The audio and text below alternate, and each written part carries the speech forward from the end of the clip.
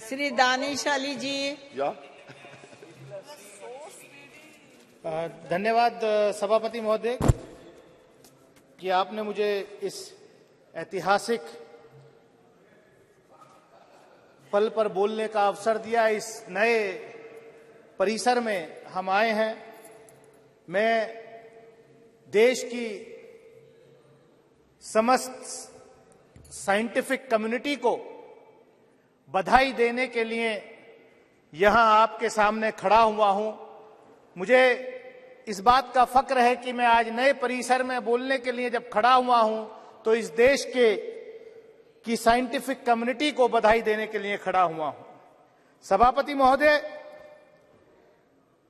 Governance एक continuous process है और मैं सुबह से बैठ करके अपनी आदत के मुताबिक, भले ही मुझे बोलना हो सदन में या नहीं, लेकिन मैं लगातार सदन में बैठने की कोशिश करता हूं।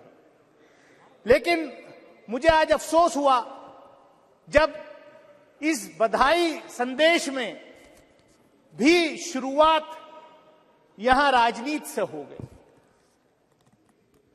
इस सदन के उपनेता ने शुरुआत की, दूसरी तरफ से भी उस तरीके के राजनीतिक टिप्पणियां हुई।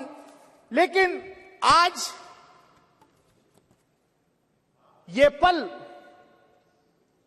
इस देश के सभी साइंटिस्ट को, इसरो में जो काम कर रहे हैं, जिन्होंने आज हमारा सीना चौड़ा किया कि दुनिया के अंदर हम पहला देश बने कि मून के साउथ पोल पर सॉफ्ट लैंडिंग हुई चंद्रयान 3 की।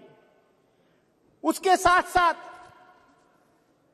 कहीं ना कहीं देश भर के साइंटिस्ट अलग अलग इंस्टीट्यूशन से जो पढ़ के आए हैं, उनका मैं भी उसमें पीछे नहीं रहना चाहता। मेरी कॉन्स्टिट्यूएंसी के भी कई बच्चों का उसके लॉन्चिंग पैड के, चंद्रयान के लॉन्चिंग पैड में उनका योगदान रहा है। सभापति महोदय, इस सदन ने कल विमेन्स रिजर्वेशन बिल भी पास किया और चंद्रयान 3 के सफल लैंडिंग में महिलाओं का बहुत बड़ा योगदान, फीमेल साइंटिस्ट का बहुत बड़ा योगदान रहा है। मैं पढ़ रहा था कि किस तरीके से तमिलनाडु की एक बहन फातिमा शाहजी, जो इस प्रोजेक्ट में जिसका बहुत बड़ा योगदान है, कितने गरीब परिवार से आती थी और ये इसलिए संभव हुआ कि हमारे देश के पहले प्रधानमंत्री से लेकर के मौजूदा प्रधानमंत्री तक कंटिन्यूअस इस क्षेत्र में इसरो को बढ़ावा देने में जो है कहीं पीछे नहीं रहे। पंडित जवाहरलाल नेहरू इस देश के पहले प्रधानमंत्री, उनके साथ जो शिक्षा मंत्री मौलाना अबुल कलाम आजाद थे, उनके जमाने में उन्होंने जो आईआईटी वगैरह जो बड़े इंस्टीट्यूशंस खोले, उसका आज नतीजा हम ये देख रहे हैं। लेकिन यहां पर जो बात हो रही है कि ये सिर्फ इसी सरकार में संभव हुआ है। मैं बधाई देना चाहता हूं प्रधानमंत्री आदरणीय नरेंद्र मोदी जी को कि वो इतने लकी प्रधानमंत्री हैं कि पिछले प्रधानमंत्रियों के डाले हुए दाने, बोए हुए बीज की फसल काटने का मौका आज उनको मिल रहा है। ये अच्छी बात है। लेकिन ये भी सच्चाई है कि पिछले बजट में इसरो का 8% एलोकेशन बजट में कम हुआ है। ये किसी से छुपा नहीं है, क्या ये किसी से छुपा नहीं है।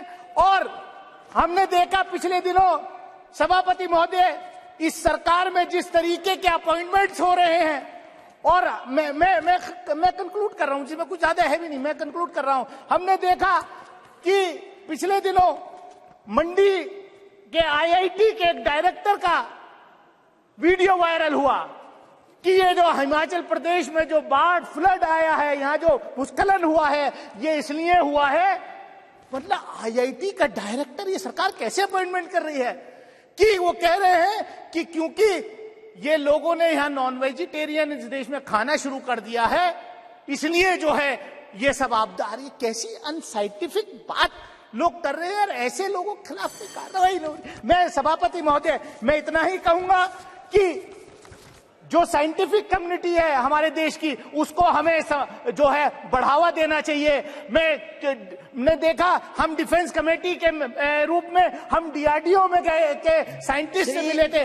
4 साल तक उनका प्रमोशन जो है वो रोका हो गया था। हमने सवाल किया, खैर अब वो प्रमोशन जो है हो रहा है। तो मैं इतना ही कहूंगा कि यहाँ पर मैं कंक्लूड कर रहा हूं, पोखरण के टेस्ट की बात हुई, 1974 में न्यूक्लियर का टेस्ट हुआ, बाद में वाजपेयी जी के नेतृत्व में भी वो पोखरण 2 हुआ, लेकिन पोखरण 2 की तैयारी नरसिम्हा राव जी के जमाने में हो गई थी। मैं रिकॉर्ड पे कह सकता हूं कि देवेगौड़ा जी जब प्रधानमंत्री थे, फाइल आई थी उनके पास, लेकिन उनको एडवाइस किया गया, नहीं साहब हम करेंगे। श्री विनोद सोनकर, धन्यवाद सभापति महोदय। महोदया, मैं अपने को सौभाग्यशाली मानता हूं कि इस नए संसद भवन में जो आने वाले युगों तक देश का राष्ट्र के निर्माण में अपना योगदान देगा, और प्रथम विशेष